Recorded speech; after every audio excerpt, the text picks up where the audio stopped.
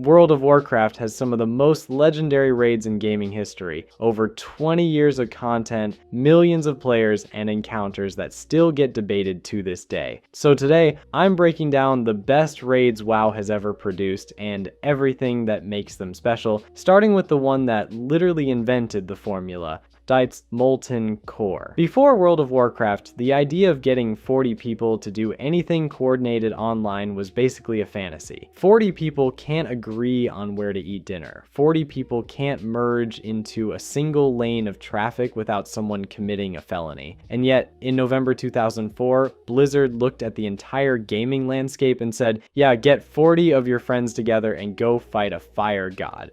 It'll be fine. And somehow it was. Molten Core launched as WoW's first real endgame raid, tucked deep beneath Blackrock Mountain in a volcanic cavern that looked like someone left Hell's Oven on. 10 boss encounters stood between you and Ragnaros the Firelord, sitting at roughly 1.1 million health points, which in 2004 might as well have been infinity. You needed tanks, healers, damage dealers, people whose entire job was cleansing debuffs, and at least 3 officers having a nervous breakdown in voice chat. Here's the thing, nobody had a playbook for this. Guilds were inventing raid leadership in real time. Tank swapping, positioning for area of effect abilities, managing phase transitions where Ragnaros would literally submerge and send waves of ads at you. These mechanics sound basic now, but Blizzard was building the airplane while flying it. Every raid that came after borrowed from this template, every single one. But here's where it gets funny. When WoW Classic launched in 2019, players went back armed with 15 years of theory crafting and optimized builds. Guilds that originally spent months progressing were watching modern groups clear it in under an hour. Some did it in under 40 minutes. The great unconquerable raid got speedrun like it was a tutorial dungeon. Was Molten Core genuinely hard, or was it just 40 people fumbling in the dark with dial-up internet? Probably both, but none of that matters. What matters is that it proved 40 strangers could log on, coordinate in real time, and create the most addictive experience in gaming. Everything in this video exists because Molten Core worked. But if you think organizing 40 people in a lava pit sounds chaotic, wait until you see what Blizzard did when they scaled things down to just 10 Karajan. Before Karajan, raiding in World of Warcraft had exactly 1 speed. Massive. You needed 40 people, a spreadsheet, and the patience of a saint. Karajan looked at all of that and said, what if we just didn't do that? Released in January 2007 with the Burning Crusade expansion, Karajan was a 10-player raid set inside a haunted magical tower, and it changed everything. For the first time, a small group of friends could walk into a raid instance and experience content that actually mattered, not a dungeon pretending to be important, a real raid with real loot, real progression, and real boss mechanics, just without the 30 extra people you barely knew. The tower itself contained 10 boss encounters spread across multiple wings, and the whole thing felt like exploring one cohesive, creepy location rather than teleporting between disconnected boss arenas. You'd fight Adam and the Huntsman in the stables, deal with Morose and his dinner party from hell, push through the Curator's Gallery, and eventually face Prince Malchezaar at the very top of the tower. Every floor had its own personality, every hallway felt like it belonged. And then there was the chess event, a fully playable chess match against a raid boss. You controlled giant chess pieces on a board and had to outmaneuver Medivh's side. It remains one of the weirdest encounters Blizzard has ever designed, and honestly it worked, somehow. Here's the thing about Karajan that made it click. The encounters rewarded understanding over gear score. The Shade of Iran fight is the perfect example. You had to manage direct damage, crowd control effects, environmental hazards, and ground targeted damage zones all happening simultaneously. A moderately geared guild that understood the mechanics could clear it, a well-geared guild that didn't would wipe repeatedly, which is, how it should work. Loot distribution helped too. Roughly 8 to 12 items dropped per clear for just 10 players, which meant you weren't competing with 39 other people for a single pair of boots. You could actually see your character getting stronger stronger week over week, revolutionary concept. Karajan proved that you didn't need an army to have a legitimate raiding experience. The intimacy of 10 players navigating a haunted tower together created something Molten Core never could. More personal, more atmospheric, more accessible. It legitimized the smaller raid format overnight and opened the door for millions of players who'd been locked out of endgame content entirely. But if Karajan proved that 10 players could have a meaningful raid experience, Black Temple was about to prove that 25 could have a legendary one. Black Temple. Every expansion needs a final boss worth fighting. Burning Crusade had Illidan Stormrage, and honestly, it's hard to imagine a better pick. This is a character players had been obsessing over since Warcraft 3.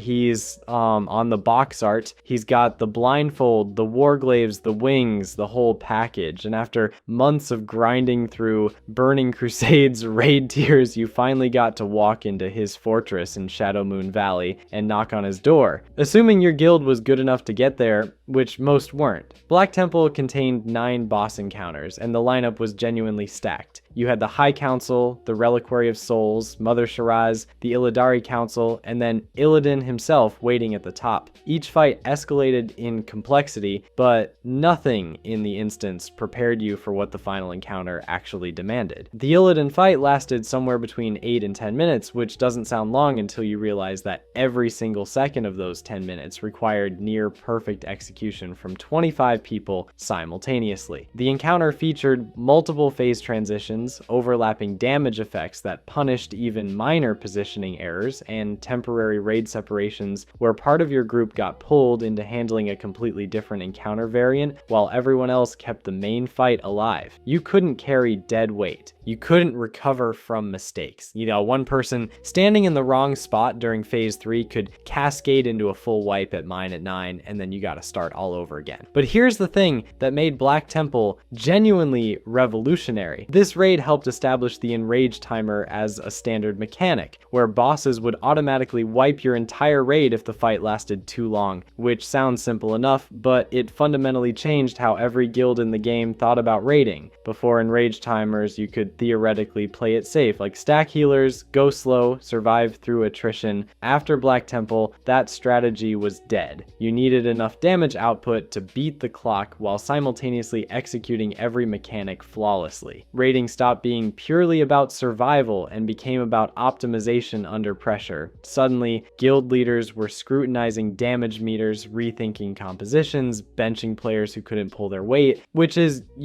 not ideal for friendships, but it created a competitive ecosystem where clearing Black Temple meant something. If your guild killed Illidan, you were elite, full stop. Not pretty good, not dedicated, elite, and the community still talks about it. Decades later, players reference specific Black Temple mechanics in discussions about what makes a raid encounter work. Illidan's fight became the blueprint that future final bosses would be measured against, for better or worse. But if Black Temple set the standard for what a final boss should feel like, the next raid on this list took that standard and rebuilt it from the ground up. Ulduar. Ask any veteran WoW player to name the greatest raid ever made, and there's a very good chance they'll say Ulduar before you finish the question. Released in April 2009 during Wrath of the Lich King, this Titan facility buried in the Storm Peaks wasn't just a raid. It was the moment Blizzard figured out exactly what raiding was supposed to be, and I can prove it. Ulduar was massive. 14 boss encounters spread across a sprawling dungeon complex that took guilds 3 to 4 hours to clear. You fought Flame Leviathan, Ignis the Furnace Master, Razor Scale, the Assembly of Iron, Freya, and eventually clawed your way to the final boss, Yogg-Saron, an old god whose health pool reached roughly 300 million hit points on the hardest difficulty, which is, a lot of health, but the bosses aren't why people still talk about Ulduar 15 years later. The hard mode system is, here's the thing. Before Ulduar, making a boss harder basically meant turning a dial. more damage, more health, just same fight. Ulduar threw that entire philosophy out the window. Instead of selecting a difficulty from a menu, you activated hard modes through specific triggers inside the encounter itself. You weren't just fighting a tougher version of the boss, you were fighting a fundamentally different boss with entirely new mechanics that didn't exist in the normal version. Take Flame Leviathan. The normal version was already a unique vehicle-based encounter where you drove siege engines around an arena. The hard mode didn't just make the boss hit harder, like it changed the entire tactical approach by forcing you to engage with the vehicle mechanics in completely different ways. I get every hard mode activation felt like discovering a secret the developers had hidden inside the fight, waiting for you to be brave enough or stupid enough to trigger it. And then there was Yogg Saron, widely considered one of the most mechanically demanding boss fights ever designed in World of Warcraft. Multiple phases, sanity mechanics that could literally drive your character insane, and a final phase that required near perfect coordination from every single player in the raid.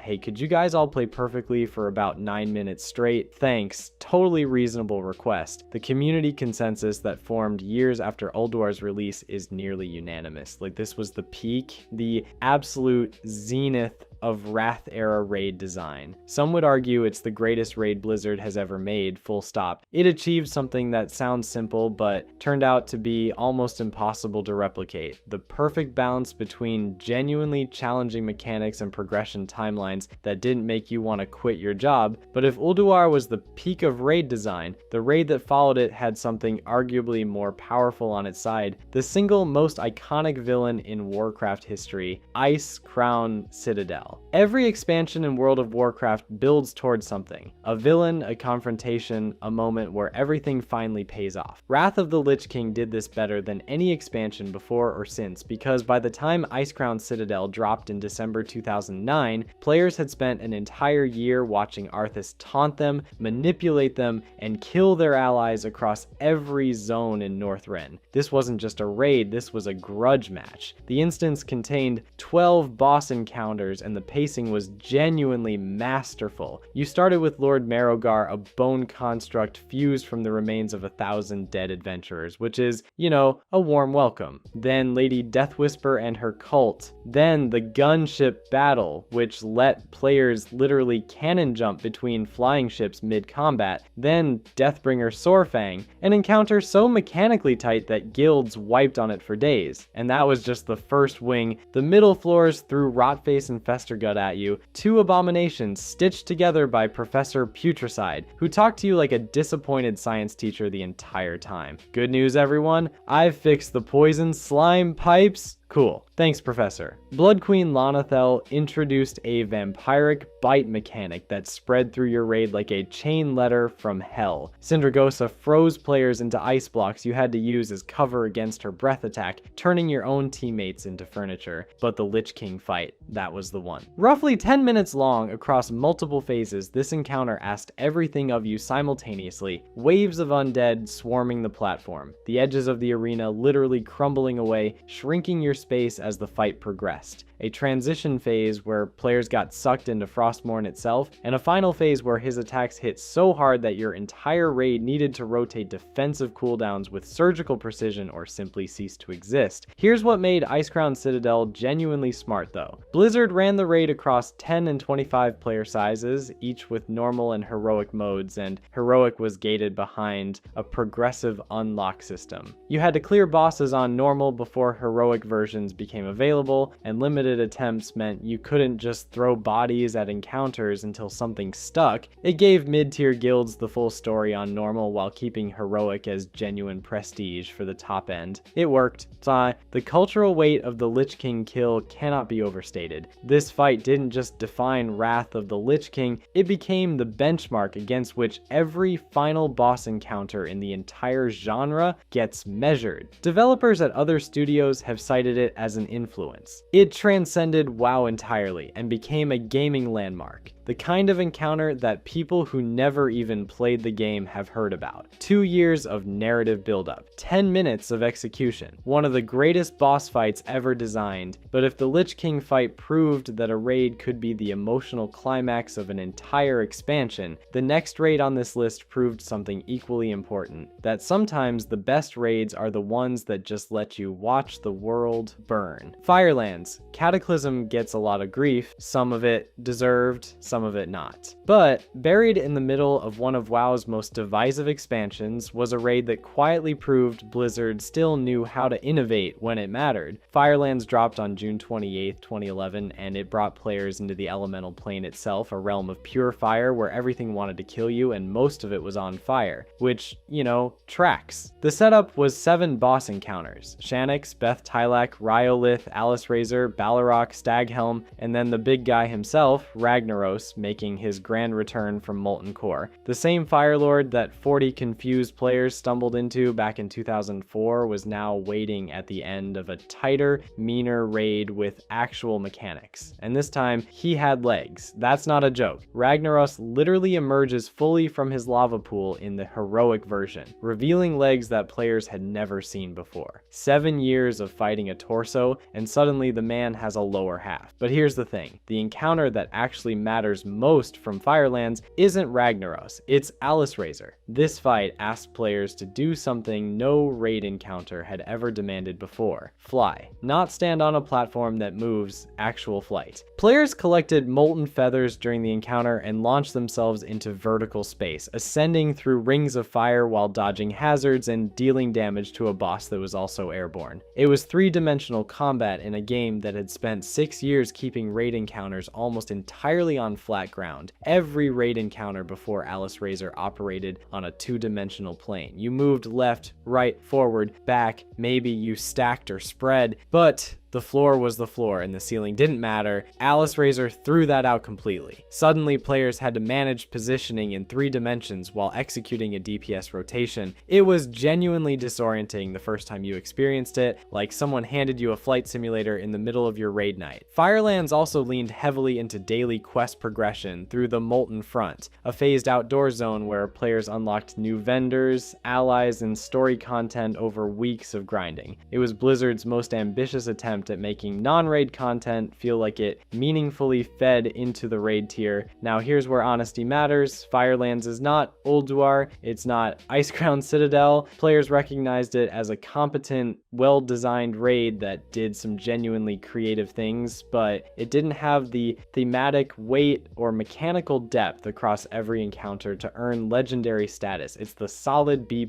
raid, the one you respect without obsessing over. And honestly, that's fine. Not every raid needs to redefine the game. Sometimes proving you can still surprise people with a flying boss fight in the middle of a controversial expansion is enough. But if you think Firelands was Blizzard playing it safe, wait until you see what they pulled off with Throne of Thunder.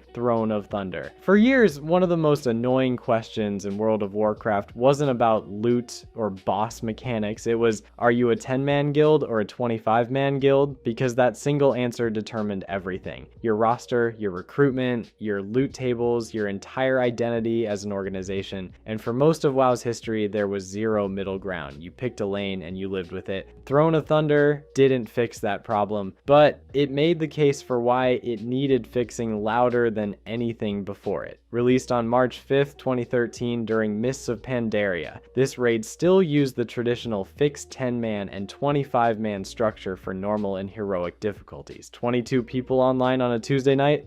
Too bad. Bench 3 or scramble to find more. Your main tank's internet died and now you're down to 9? Night's over. The rigid system was still fully in place, and Throne of Thunder's sheer quality made the friction even more obvious. Guilds were tearing themselves apart over roster management while trying to progress through some of the best content Blizzard had ever made. This tension is exactly what pushed Blizzard to introduce flexible raiding later that same expansion in Siege of Orgrimmar. Some players argued the fixed sizes gave raids structure and meaning. Others said watching your guild implode because 26 people showed up on progression night was indefensible. Both sides had points, but the fact that flex rating arrived just one tier later tells you everything about which side Blizzard agreed with. And here's the thing, if Throne of Thunder's legacy was just accelerating that structural shift, it would still deserve a spot on this list. But the actual encounters were phenomenal. 13 bosses spread across the island fortress of Lei Shen, each one representing the ancient power of the Mogu Empire and its Thunder King. The progression took roughly 3 to 4 hours per clear, and the difficulty curve was genuinely satisfying from start to finish. But the Lei Shen encounter itself is where this raid earns legendary status. The final boss fight lasted approximately 9 to 10 minutes, which is an eternity in raid terms, and featured complex phase transitions that required your entire team to maintain near perfect execution across the full duration. On heroic difficulty, Lei Shen's health pool was massive enough that comparing it to classic encounters barely registers as the same game. Ragnaros and Molten Core had roughly 1.1 million hit points. Lei Shen made that look like a trash mob. Every phase introduced new mechanics layered on top of existing ones, meaning the fight got progressively harder the longer it went on, which is,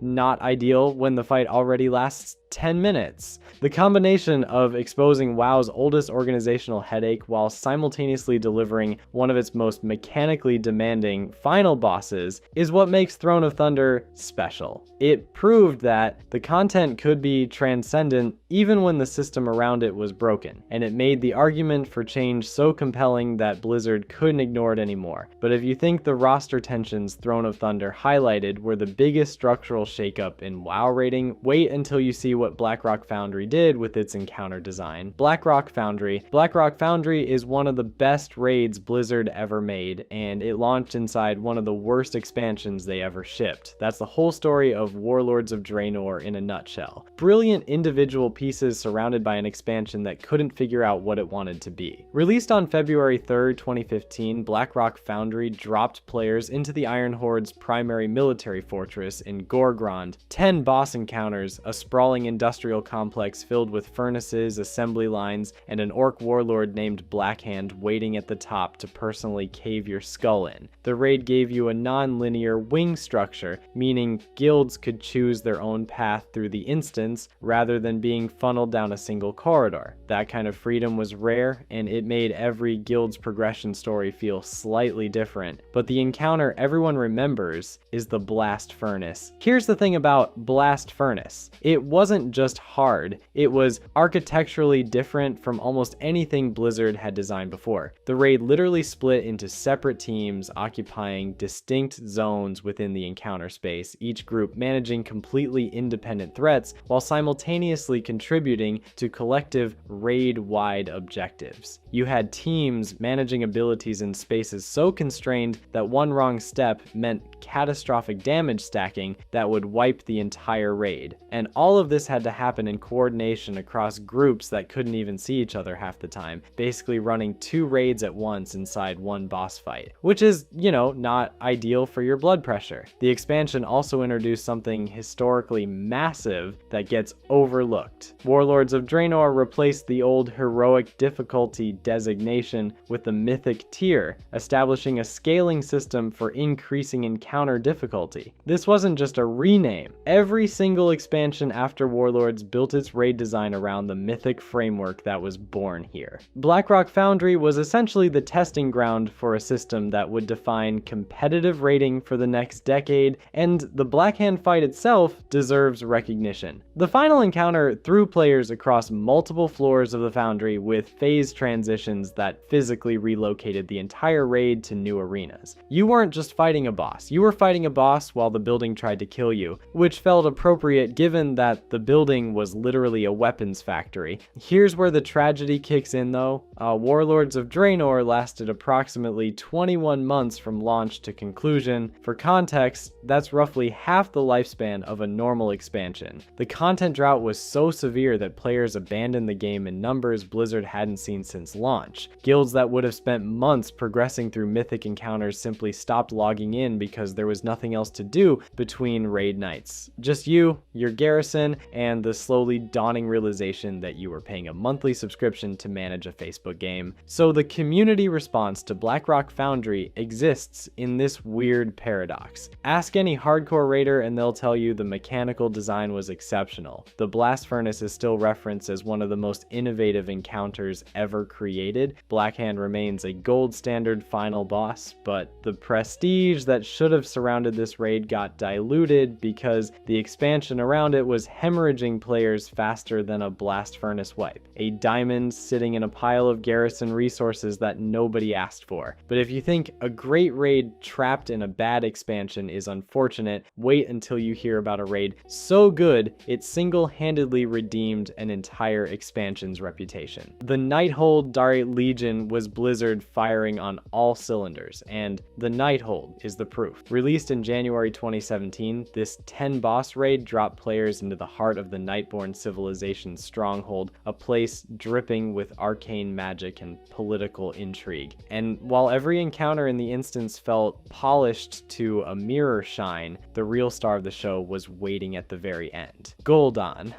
Here's the thing about the Gul'dan fight. It wasn't just a good final boss, it was a 9 to 10 minute war of attrition that fundamentally changed its own rules every few minutes. Phase 1, you're dealing with coordinated crowd control on summoned adds while keeping damage on the boss. Phase 2, the mechanics shift entirely. Spike damage starts hitting from angles you didn't expect, and your healers are suddenly earning every piece of loot they've ever received. Phase 3, the floor starts shrinking. Environmental hazards progressively eat the available movement space until your raid is crammed into a shrinking arena trying to execute perfect positioning, while a warlock demigod hurls everything he's got at you. On mythic difficulty, Gul'dan's health pool sat at roughly 2.6 billion hit points. That's not a typo. 2.6 billion, you needed every single damage dealer performing at peak output for the entire encounter duration, because the moment your raid's resource management started lagging behind, the fight snowballed out of control. One missed cooldown rotation, one healer drinking at the wrong time, and the whole attempt collapsed. Which is,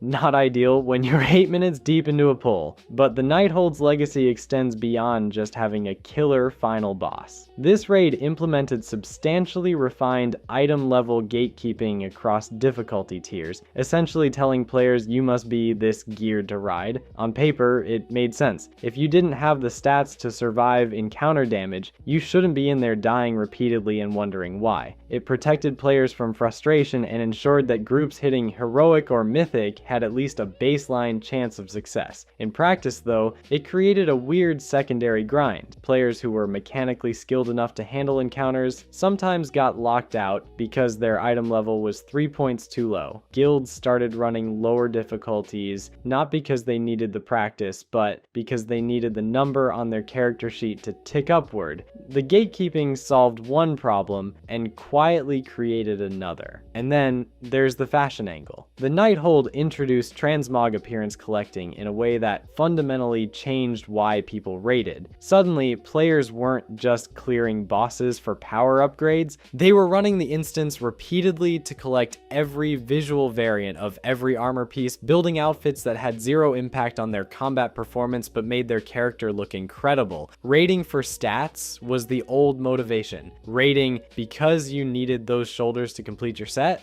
that was the new endgame. It sounds ridiculous, but the transmog system created an entirely separate engagement loop. Players who had already outgeared the Nighthold kept coming back week after week, not for progression, passion, but for aesthetics. Blizzard had accidentally discovered that vanity was a stronger motivator than power for a significant chunk of the player base. The raid became a runway show with boss kills as intermissions. The Nighthold represents everything Legion got right. Mechanically sophisticated encounters, a final boss fight that genuinely earned its reputation, and systems that expanded what raiding even meant to the average player. But if you think polished encounter design peaked here, wait until you see what Shadowlands did with a vampire castle and a villain who had way too much charisma for his own good. Castle Nathria. Castle Nathria is a gothic vampire castle where the final boss has 2.8 billion hit points and the fight to kill him takes about 11 minutes, and honestly, that sentence alone tells you how far we've come from Molten Core. Released on December 8, 2020 as the opening raid of Shadowlands, Castle Nathria dropped players into Sire Denathrius' fortress with 10 boss encounters ranging from the bat-like Shriekwing to the Council of Blood, a literal ballroom dance fight, to Sludge Fist, who is exactly what he sounds like. The lineup is varied, the environments are stunning, and the whole thing feels like Blizzard distilled 16 years of lessons into one cohesive package. But here's what makes Castle Nathria genuinely important.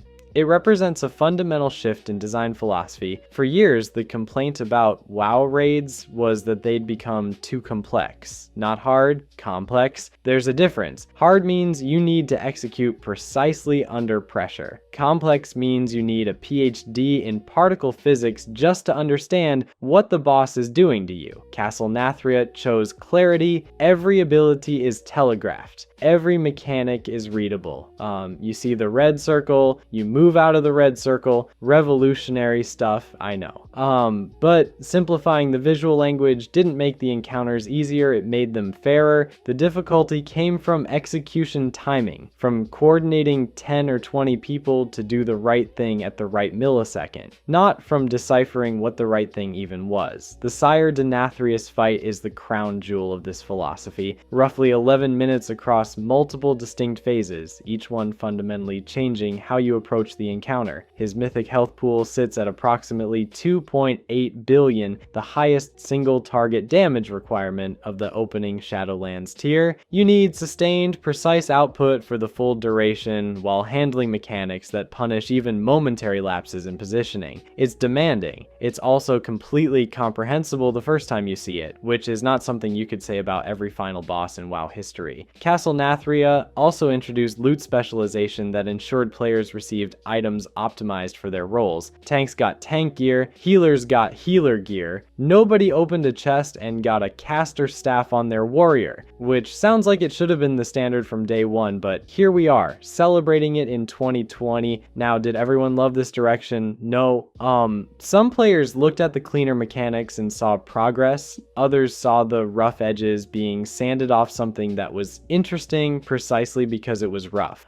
Both sides have a point and neither side is going away, but step back and look at the full picture. Molten Core was 40 people stumbling through a lava cave with mechanics that amounted to don't stand in fire and loot that went to whoever the raid leader liked most. Castle Nathria is a mechanically precise experience where every player understands what's happening, every piece of loot serves a purpose, and the difficulty comes from doing simple things perfectly under enormous pressure. That's not dumbing down, that's growing up. Nearly 2 decades of raid design, from crude 40-player chaos to polished gothic masterpieces. The philosophy changed, the scale changed, the technology changed, but the core of it, 20 plus people working together to kill something that doesn't want to die. That never changed at all. And if Castle Nathria proves anything, it's that Blizzard finally figured out the best raids don't need to be confusing to be hard, they just need to be worth showing up for. If you enjoyed this video and want to see more, click the video on the screen now.